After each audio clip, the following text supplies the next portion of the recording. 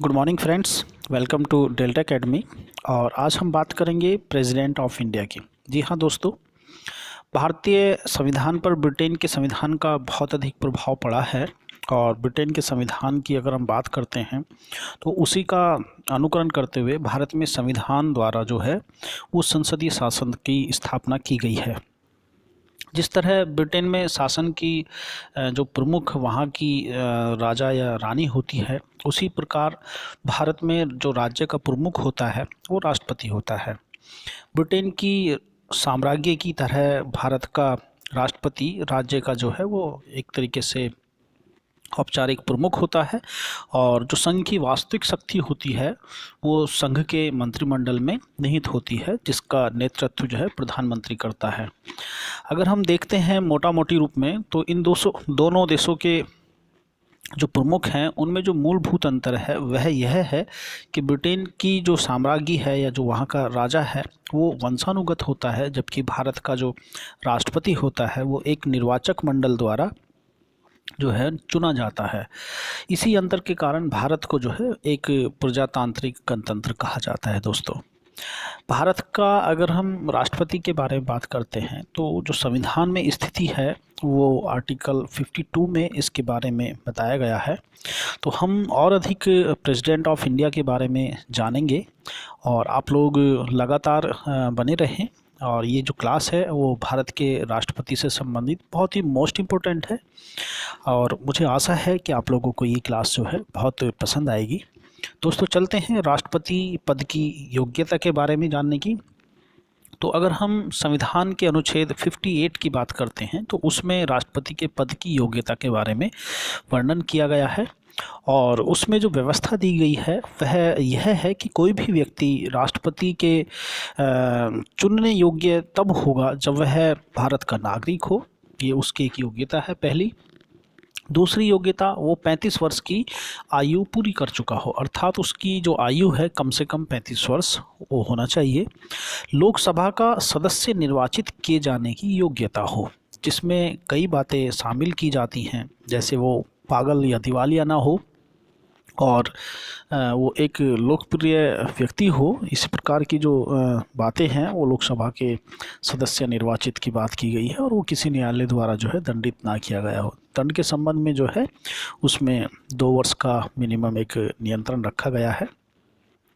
तो दोस्तों, इस प्रकार की जो बातें हैं वो लोकसभा सदस्य का निर्वाचित होने के लिए है। यहाँ पर 3 बात मुख्य रूप से है राष्ट्रपति के पद की योग्यता के संबंध में।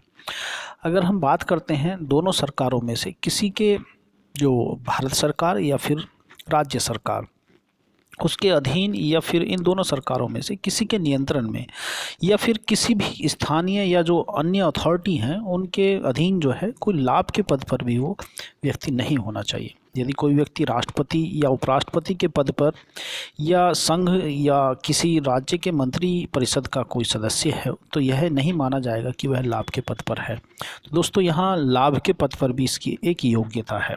तो हम सार रूप में ही कह सकते हैं कि कोई भी व्यक्ति राष्ट्रपति बन सकता है जो भारत का नागरिक हो, जिसकी आयु 35 वर्ष पूरी हो चुकी हो, लोकसभा का सदस्य निर्वाचित किए जाने के योग्य हो और साथ ही साथ वह जो है लाभ के पद पर ना हो। तो लाभ के पद से संबंधित क्वेश्चन पूछे जा सकते हैं, आप इसे विस्तृत रूप से तैयार करें। अब हम बात करेंगे राष्ट्रपति के निर्वाचन से संबंधित। तो राष्ट्रपति का जो चुनाव है वो अप्रत्यक्ष निर्वाचन द्वारा किया जाता है और इसके पीछे कारण है।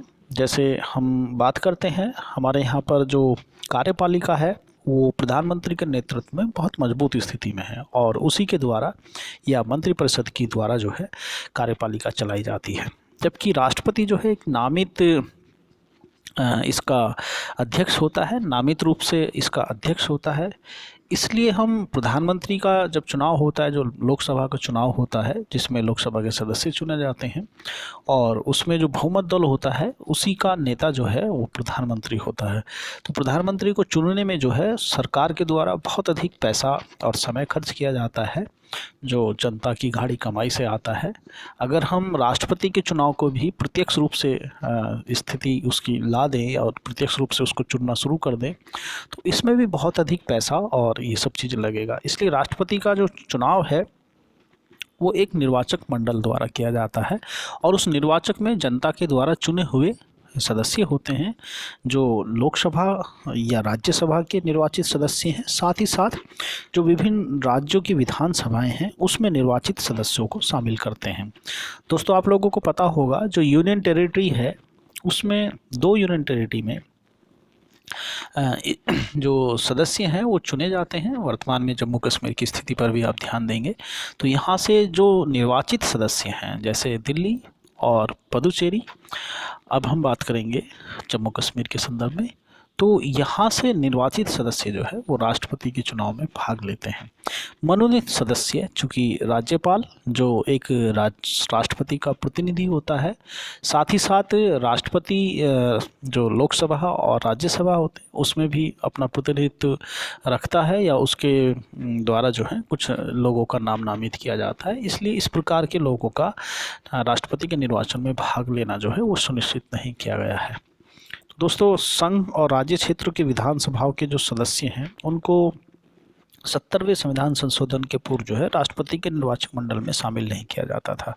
लेकिन जब 70वां संविधान संशोधन किया गया तो यह व्यवस्था की गई कि वे संघ शासित क्षेत्र जिसके अंतर्गत विधानसभाओं का गठन किया गया है और साथ ही साथ उसमें जो लोग निर्वाचित किए जाते हैं जनता के द्वारा, वो लोग जो हैं राष्ट्रपति के निर्वाचक मंडल में शामिल हो सकते हैं। तो इस प्रकार से राष्ट्रपति का जो निर्वाचन मंडल है उसमें जो है हम लोग बात कर सकते हैं। तो राष्ट्रपति के निर्वाचन से संबंधित बात और भी आप लोग अपनी स्क्रीन पर देख रहे होंगे कि ये अप्रत्यक्ष निर्वाचन विधि द्वारा नामांकन करते समय उसको 15,000 रुपये की धरोहर, जिसे हम जमानत राशि के रूप में कहते हैं, निर्वाचन अधिकारी के समक्ष जमा करना होगा।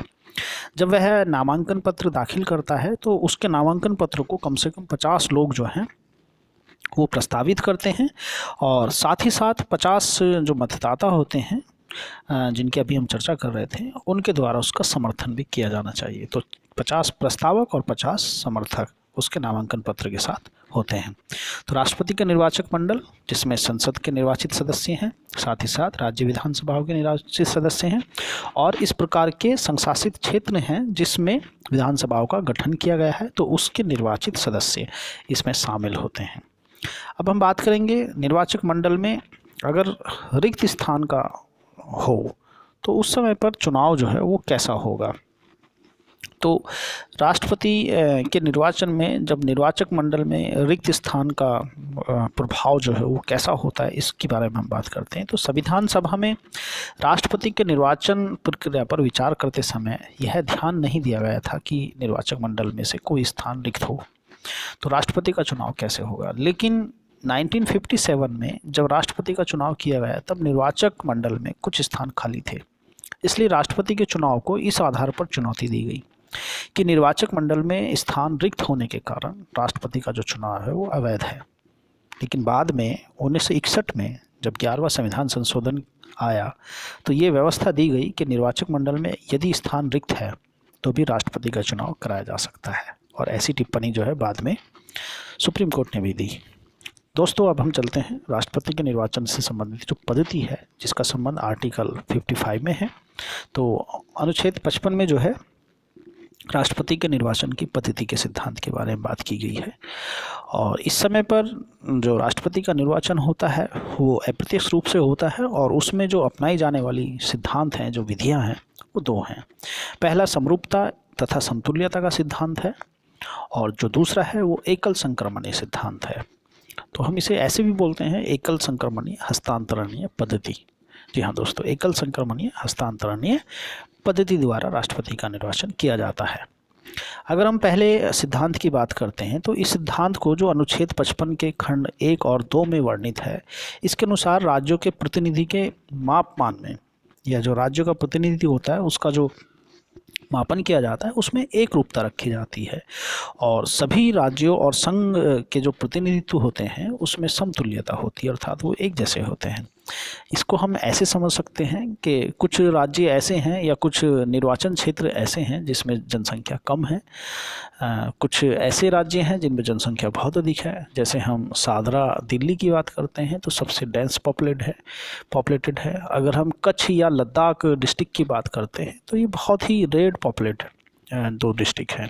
तो इन क्षेत्रों में पड़ने वाले जो निर्वाचक क्षेत्र होंगे उसका जो प्रतिनिधि होगा, तो सादरा का प्रतिनिधि अधिक जनसंख्या का प्रतिनिधित्व करता है, जबकि इस क्षेत्र का जो प्रतिनिधि होगा वो कम जनसंख्या का प्रतिनिधित्व करेगा। इसलिए वो प्रतिनिधि जो होंगे, अगर हम एक प्रतिनिधि एक मत की बात करते हैं तो फिर स्थिति समतुल्यता की नहीं होती है। तो इसी को ध्यान में रखते हुए जो है इनके जो सदस्य होते हैं उनकी समतुल्यता का ध्यान रखा जाता है।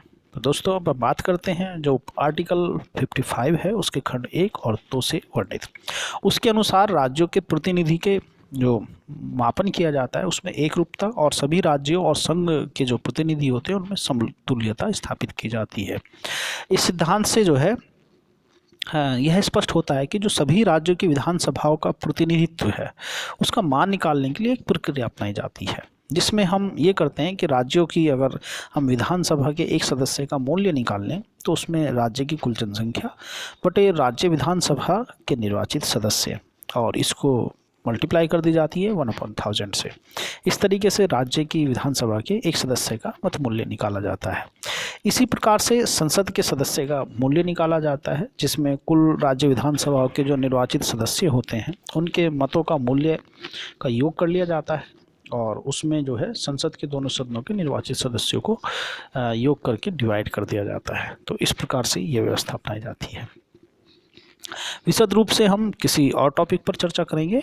अब हम बात करेंगे एकल संक्रमणीय सिद्धांत। इसके अंतर्गत यदि निर्वाचन में एक से अधिक उम्मीदवार हों तो मतदाताओं द्वारा मतदान जो है वरीयता क्रम में दिया जाता है और इसका अर्थ ये भी है कि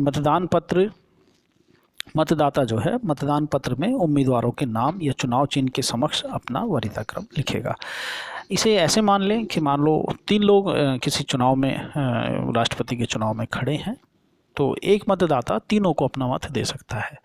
वो किसी एक को पहली वरीयता में रख सकता है, किसी 2 को दूसरी वरीयता में, किसी 3 को तीसरी वरीयता में और इसी प्रकार से मतगणना की जाती है। तो दोस्तों राष्ट्रपति के निर्वाचन की जो पद्धति के सिद्धांत हैं वो 2 हैं, समरूपता समतुल्यता का सिद्धांत और साथ ही साथ एकल संक्रमणीय सिद्धांत। अब हम बात करते हैं मतदान का स्थल क्या है।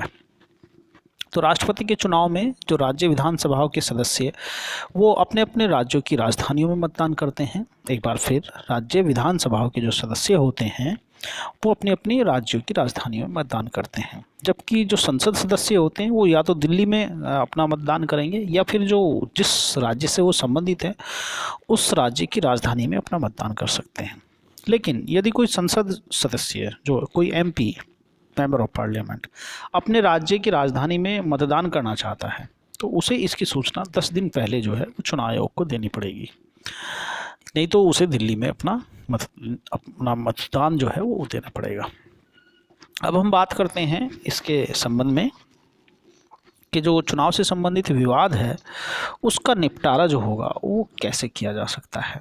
दोस्तों चुनाव के संबंध में जो बातें रखी गई हैं वो अनुच्छेद 71 के अनुसार रखी गई हैं कि राष्ट्रपति के चुनाव से संबंधित जो विवाद होंगे वो उसकी जो व्यवस्था है संविधान में आर्टिकल 71 से ली गई है और इसमें राष्ट्रपति के चुनाव से संबंधित विवाद का जो विनिश्चय किया जाता है, जो उसका निर्णय किया जाता है वो उच्चतम न्यायालय द्वारा किया जाता है। यदि कोई व्यक्ति राष्ट्रपति के रूप में निर्वाचित होकर मान लो पद ग्रहण कर लेता है और बाद में उसका चुनाव जो है उच्चतम न्यायालय द्वारा अवैध घोषित कर दिया जाता है, तो फिर राष्ट्रपति के पद पर रहते हुए उसके द्वारा जो किए गए कार्य या की गई घोषणा होगी वो अविधिमान्य नहीं होगी, अर्थात उनको जो है हटाया नहीं जा सकता क्योंकि उसने राष्ट्रपति पद पर रहते हुए उतने कार्य किए हैं। ये इसका विशेष अधिकार भी है, जिसको हम ऐसे समझ सकते हैं कि यदि कोई राष्ट्रपति के रूप में व्यक्ति अपने कार्य करता है तो उसका किसी भी विधि द्वारा किसी भी नियम द्वारा जो है उसके कृत्य को अमान्य नहीं किया जा सकता है, अर्थात वो वैलिड रहेंगे। तो दोस्तों ये चुनाव से संबंधित बात थी। अब हम बात करते हैं आर्टिकल 57 में जो व्यवस्था दी गई है वो राष्ट्रपति के पुनर्निर्वाचन से संबंधित दी गई है। जैसा कि आप लोग देखते होंगे अमेरिका के राष्ट्रपति के चुनाव में जो है वहाँ का कोई भी व्यक्ति 2 बार राष्ट्रपति बन सकता है, लेकिन अगर हम भारत की बात करते हैं तो भारत में राष्ट्रपति पद पर जो भी व्यक्ति कोई आसीन है उसके व्यक्ति के दूसरे कार्यकाल के लिए भी चुनाव में जो है वो उम्मीदवार बन सकता है। लेकिन अगर हम संविधान की बात करते हैं तो संविधान में ऐसी कोई व्यवस्था नहीं दी गई है कि राष्ट्रपति पद पर जो है पदस्थ व्यक्ति दूसरे कार्यकाल के निर्वाचन में भाग ले सकता है या नहीं। लेकिन परंपरा अगर हम बात करते हैं तो परंपरा ऐसी बन गई है कि राष्ट्रपति पद के लिए कोई व्यक्ति एक ही बार निर्वाचित किया जाता है। परंपरा को जो निर्धारित करने वाले लोग हैं वो 50 प्रस्तावक और जो 50 अनुमोदक थे, जो समर्थक थे, उनसे निर्धारित होती है। क्योंकि कोई भी जो प्रस्तावक हैं वो 50 प्रस्तावक मिलना इतना आसान नहीं होता है, क्योंकि उसके अंतर्गत जो है किसी पार्टी का एक समर्थन होता है। क्योंकि पार्टी से संबंधित अगर समर्थन नहीं प्राप्त होगा तो 50 प्रस्तावक ही नहीं मिलेंगे। तो इसलिए परंपरा जो है एक तरीके से जो राजनीतिक दल हैं, जो जिनके सदस्य निर्वाचित होकर आते हैं, उनके द्वारा जो है एक मतलब मान्य की गई है। अब हम बात करेंगे राष्ट्रपति द्वारा शपथ। तो राष्ट्रपति से संबंधित जो शपथ की व्यवस्था है वो आर्टिकल 60 में दी गई है। राष्ट्रपति या कोई भी व्यक्ति जो किसी कारण से राष्ट्रपति के कृत्यों को वो निर्वहन के लिए नियुक्त किया जाता है, तो अपना पद ग्रहण करने से पूर्व जो है वो अनुच्छेद 60 के तहत जो है भारत के मुख्य न्यायाधीश या उसकी अनुपस्थिति में, अगर मान लो भारत का मुख्य न्यायाधीश नहीं है तो उसकी अनुपस्थिति में कौन सा पद दिलाएगा, तो उच्चतम न्यायालय का उस समय पर जो वरिष्ठतम न्यायाधीश होगा, उपलब्ध वरिष्ठतम का मतलब ये है कि जरूरी नहीं कि सबसे ज़्यादा पहले हम देखेंगे कि किसकी उम्र ज़्यादा है। उस समय पर जो उपलब्ध होगा और उसमें जो वरिष्ठतम न्यायाधीश होगा उसके समक्ष अपने पद की जो है वो शपथ लेता है। और शपथ का जो रूप होता है वो निर्धारित होता है, जिसमें ऐसा कुछ लिखा होता है कि मैं अमुक ईश्वर की शपथ लेता हूँ, सत्यनिष्ठा से प्रतिज्ञान करता हूँ कि मैं श्रद्धापूर्वक भारत के राष्ट्रपति के पद का कार्यपालन करूँगा। तो कुछ इस टाइप का फॉर्मेट होता है। राष्ट्रपति द्वारा लिया जाने वाला जो शपथ या प्रतिज्ञान होता है उपराष्ट्रपति या फिर प्रधानमंत्री के शपथ से इस मामले में अलग है कि राष्ट्रपति संविधान और विधि के परिरक्षण, संरक्षण और प्रतिरक्षण का शपथ लेता है। ये बात आप याद रखेंगे। राष्ट्रपति जो है संविधान और विधि के परिरक्षण की बात करता है, उसको प्रिजर्व की बात करता है, उसके संरक्षण की बात करता है, साथ ही साथ उसके प्रोटेक्शन की बात करता है। राष्ट्रपति की अगर हम पदावधि की बात करते हैं तो राष्ट्रपति की पदावधि के बारे में जो है वो आर्टिकल 56 में बात की गई है। तो हम लोग इसे देखेंगे कि राष्ट्रपति का जो पद है वो 5 साल तक की अवधि पर बना रह सकता है, और इस 5 साल की अवधि के पूर्व भी वह उपराष्ट्रपति को अपना पद अपनी मर्जी से दे सकता है, या फिर उस पर कोई कदाचार द्वारा जो है उल्लंघन लगाकर महाभियोग लगाया जाता है। महाभियोग की व्यवस्था जो है आर्टिकल 61 में की गई है। तो हम लोग इस पर भी बात कर सकते हैं। इसी प्रकार की अगली रोचक जानकारी के साथ हम पुनः उपस्थित होंगे, और आशा करते हैं आपको आज का जो ये क्लास है वो पसंद आया होगा। अगली इसी प्रकार की क्लास में हम इसी क्रम में राष्ट्रपति की शक्तियाँ और उसके अधिकारों के संबंध में चर्चा करेंगे। दोस्तों लगातार बने रहिए। अगली क्लास तक के लिए बाय बाय, टेक केयर।